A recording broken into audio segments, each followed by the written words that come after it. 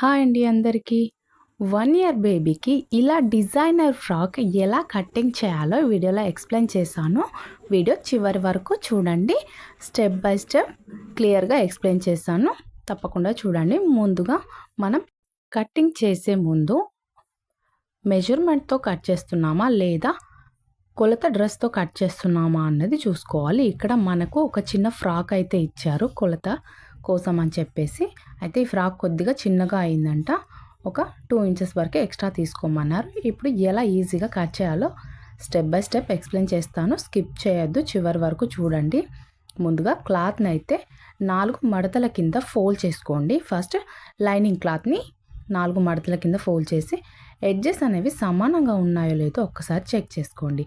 అయితే ఇక్కడ మనకి ఇచ్చిన ఫ్రాక్ వచ్చేసి అడ్జస్టబుల్ ఫ్రాక్ లాగా ఉంది. అంటే మనం ఇలా పట్టి లాగితే మనకి కొలతకిచ్చిన ఫ్రాక్ అనేది సాగుతుంది. అలాంటప్పుడు ఎలా తీసుకోవాలి కొలతలు అని చెప్పేసి ఎక్స్‌ప్లెయిన్ చేస్తాను చూడండి. మనం కొలతకిచ్చిన ఫ్రాక్ సాగుతుంది, కానీ మనం కుట్టే ఫ్రాక్ అనేది అలా సాగదు. అందుకని చెప్పేసి క్లియర్గా చూడండి.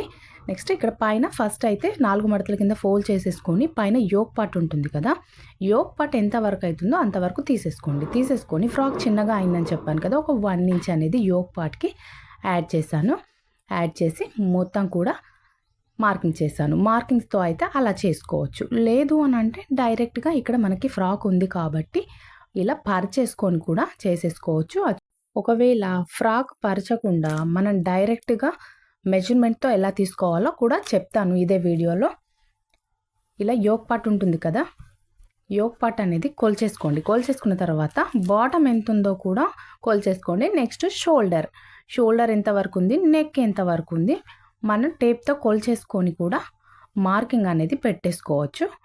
అలా కూడా పెట్టుకోవచ్చు. లేదంటే ఇలా ఫ్రాక్ని ఫోల్డ్ చేయండి. డబల్ ఫోల్డింగ్ పైన పెట్టేసి షోల్డర్ నెక్ ఎలా ఉందో అదే విధంగా డ్రా చేసుకోండి.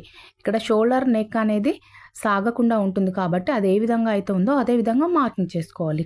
సేమ్ మెజర్మెంట్ ప్రకారం తీసుకున్నా కూడా షోల్డర్ ఎంత ఉందో అందులో సగానికి మార్కింగ్ చేసుకోవాలి. షోల్డర్ దగ్గర సపోజ్ 10 వచ్చింది అనుకోండి, 5 ఇంచెస్ మార్కింగ్ చేసుకోవాలి. ఆ విధంగా ఇలా మార్కింగ్ అయితే చేసేసుకోండి షోల్డర్ దగ్గర, అదేవిధంగా నెక్ దగ్గర. నెక్స్ట్ ఆర్మ్ డౌన్ కూడా చూసేసుకొని మార్కింగ్ చేసుకోండి. చిన్నగా బాక్స్ షేప్ అయితే డ్రా చేసుకొని చంక రౌండ్ అనేది తీసేసుకుంటే సరిపోతుంది. చిన్న పాపే కాబట్టి కొలత అంటే ఏమి ఉండదండి. నార్మల్గా రౌండ్ తీసుకుంటే మనకి అడ్జస్ట్ అయిపోతుంది. నెక్స్ట్ నడుము సైజు ఎంత ఉందో ఈ విధంగా పరిచేసుకోండి. డబల్ ఫోల్డింగ్ పైన పరిచేసి నడుము సైజు ఒక లైన్ మార్కింగ్ చేసుకోండి. చేసుకున్నాక 1 ఇంచ్ అనేది ఎక్స్ట్రా తీసుకోవాలి ఇక్కడ. ఎందుకంటే మనకు మెయిన్ క్లాత్ అనేది అంటే మనకు కొలతకిచ్చిన ఫ్రాక్ అనేది సాగుతుంది కాబట్టి దానికి ఆల్టర్నేటివ్గా ఉండడానికి ఒక 1 ఇంచ్ అనేది ఎక్స్ట్రా తీసుకోండి. తీసుకున్న తర్వాత మళ్ళీ ఇంకొక 1 ఇంచ్ అనేది ఎక్స్ట్రా తీసుకోండి. ఎందుకంటే మనం డాట్స్ పెడతాం కదా, డాట్స్ కోసం 1 ఇంచు, ఖర్చు కోసం 1.5 ఇంచు ఇలా మార్కింగ్ చేసేసుకొని చంక రౌండ్ గీసేసుకొని డైరెక్ట్ కట్ చేసుకుంటే సరిపోతుంది. మరి ఎగ్జాక్ట్గా అంటే మార్కింగ్స్ అయితే ఇలా పెట్టేసుకుంటే సరిపోతుందండి. చిన్న పాప కాబట్టి సెట్ అయిపోతుంది. అదేవిధంగా నెక్ పొడవు ఎంత ఉందో చూసేసుకొని మార్కింగ్ పెట్టేసుకొని రౌండ్ షేప్ అయితే డ్రా చేసుకోండి. ఫస్ట్ బాక్స్ షేప్ లాగా డ్రా చేసుకొని అందులో రౌండ్ అనేది తిప్పేసుకొని కటింగ్ చేసుకుంటే సరిపోతుంది. ఇక్కడ మార్కింగ్ అనేది కొద్దిగా కనిపించట్లేదు, కానీ మనం నెక్ ఎంతవరకు అయితే ఉందో అంతవరకు డ్రా చేసుకొని రౌండ్ షేప్ అయితే లైన్ డ్రా చేసుకొని కటింగ్ చేసుకుంటే సరిపోతుంది. ఫ్రంట్ బ్యాక్ రెండు కూడా సమానంగా తీసేసాను. నెక్ అనేది ఇలా కట్ చేసిన తర్వాత చిన్న టక్స్ అయితే పెట్టేసుకోండి. ఎగ్జాక్ట్ మిడిల్లో టక్స్ పెట్టేసుకొని నెక్స్ట్ చంక దగ్గర కూడా రౌండ్ తిప్పేసుకొని కటింగ్ చేసేసుకోండి. కింది వైపున డాట్స్ కోసం ఇంకొక టక్స్ అయితే ఇచ్చేసుకోండి. ఫ్రంట్ బ్యాక్ రెండు కూడా టక్స్ పెట్టాల్సి ఉంటుంది. అదేవిధంగా సైడ్ జాయింట్స్ వేసే దగ్గర ఒక 1/2 ఇంచ్ అనేది క్రాస్గా కటింగ్ చేసేసుకోండి. అంతే, ఈజీగా యోక్ పార్ట్ అనేది కటింగ్ అయితే అయిపోయింది. నెక్స్ట్ బాటమ్ అనేది కటింగ్ చేసుకుందాం.